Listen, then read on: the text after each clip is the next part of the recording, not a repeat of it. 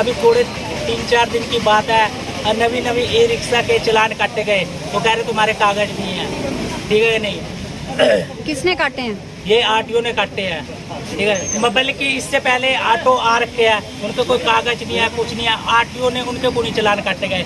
मैं यही सोच रहा हूँ, हमारे तो बिना प्रदूषण वाले ऐसे टेम्पो खड़े थे जिनकी नंबर प्लेट भी नहीं थी। कितने नंबर प्लेट जिसकी जो नवी गड्डी थी उसकी नंबर प्लेट थी, वो भी उठा के ले गए ऑटो वाले। यही मैं कहना चाहता हूँ, किस लिए काटे गए ये नवी गड्डियों के? टेम्पो वाले के काटे नहीं गए, क्योंकि टेम्पो वाले को कोई कागज नहीं है, कुछ नहीं है। इस पे कार्रवाई क्यों नहीं की गई आरटीओ ने? कम से कम 1500 का 50 ई रिक्शा यमुनानगर में काटे गए हैं, जगाधरी के और हमारे यहाँ के, जिसमें कुछ ई रिक्शा बॉन्ड भी कर दी गई है। मैं यही चाहता हूँ कि ये हमारे ई रिक्शा के साथ ही क्यों होता है? ये कह रहे रोड टैक्स नहीं तुमने भरा, ठीक है नहीं, फिर ये ऑटो वाले वहाँ जाके ऑटो वालों को क्यों नहीं पकड़ते? हमें तो ऑन द रोड दे रही है गाड़ी। हमें ऑटो वालों के खिलाफ क्यों नहीं करते कार्रवाई कि तुमने बिना प्रदूषण, तुम्हारा प्रदूषण भी है, सब कुछ है, ठीक है कि नहीं है, तुम्हारे पे कोई कागज नहीं है, कुछ नहीं है, फिर भी तुम चला रहे गड्डी, उनका क्यों नहीं काटा गया? हमारा ई रिक्शा का ही क्यों? या इनकी कोई राजनीति हो गई या? हाँ जी, कितने का? ये 1500 रुपये का तो कटाई। क्यों? किस लिए? ये बस क्या बोले, सारे ये कागज पूरे थे जी इसके, तब भी काट दिया, ना कुछ पूछा क्यों भाई काट रहे हो। यहीं पे ही जी बस स्टैंड पे बाहर यमुनानगर, बस यमुनानगर।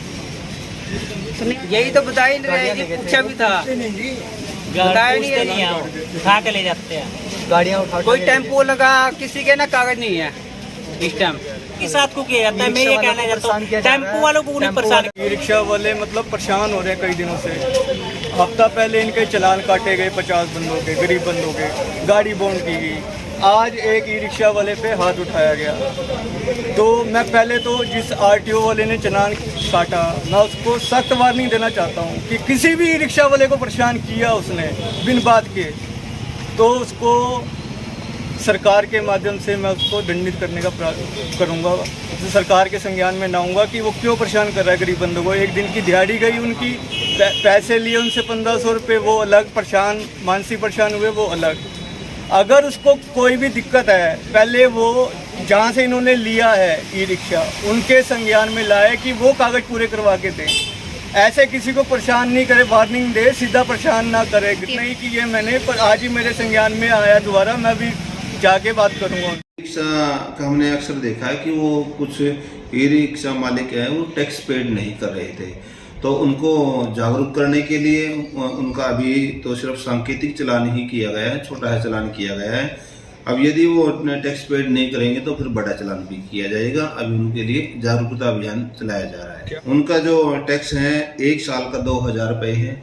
यदि वो 1 साल का इकट्ठा भरते हैं तो 10% की छूट भी दी जाती है सरकार के द्वारा। 1800 रुपये का उनका टैक्स बनता है 1 साल का, जो कि 1 महीने का 150 रुपये है, 1 दिन का 5 रुपये ही इनका टैक्स बनता है। ऑटो रिक्शा का क्या है कि उनका 1 टाइम टैक्स है, उनका सिर्फ एक ही बार शुरुआत में ही टैक्स भर लिया जाता है, जितना भी उनके परसेंटेज के हिसाब से होता है। जो ऑटो है वो उसमें सवारी होती है 3 और 1 ड्राइवर, 3+1 होता है। और जबकि ई रिक्शा है उस वो है 4+1, जो कि एक कार के बराबर हो जाता है। तो इस वजह से इसका टैक्स ज़्यादा है, ये कमर्शियल उसमें आते हैं। सर ये जा रहे हैं, उनका चलान सिर्फ HSRP की वजह से किया गया है। वो क्या है कि जो ई रिक्शा को बेचते हैं वो जबकि HSRP लगी नहीं होती, परंतु फिर भी वो साइट पर जाकर के अपलोड कर देते हैं कि हमने HSRP लगा दी है, जबकि वो गलत है। HSRP नहीं लगी होती, सिर्फ HSRP का ही चालान किया गया है। उनको उनके माध्यम से औरों को जागरूक किया गया है। तो हाई सिक्योरिटी रजिस्ट्रेशन प्लेट जो भारत सरकार द्वारा ही बनाई जाती है। तो क्या कंपनी का फॉल्ट है इसमें?